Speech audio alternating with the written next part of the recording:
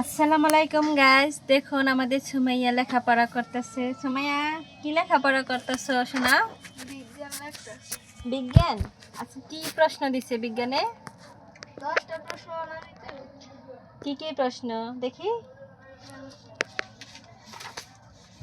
সুমাইয়া প্রশ্ন উত্তর লিখছে, দেখি তো কি কি লিখছে। এই যে এখানে লেখা আছে, শিশুরা ধীরে ধীরে কি হয়?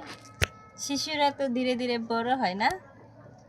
আবার লেখছে, সুস্থ থাকার জন্য কি কি প্রয়োজন? সুস্থ থাকার জন্য সুষম খাদ্যের প্রয়োজন। প্রতিদিন প্রয়োজনীয় পরিমাণে সুষম খাদ্য না খেলে কি হয়? প্রতিদিন প্রয়োজনীয় পরিমাণে সুষম খাদ্য না খেলে পুষ্টিহীনতা দেখা দেয়।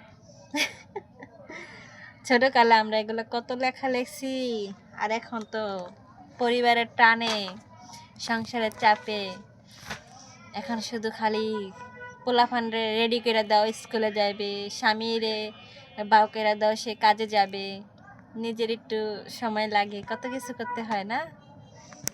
আসলে ছোটোকালে অনেক মজা লাগে, তাই না? ছোটোকালে খেলা যায়, লেখাপড়া করা যায়।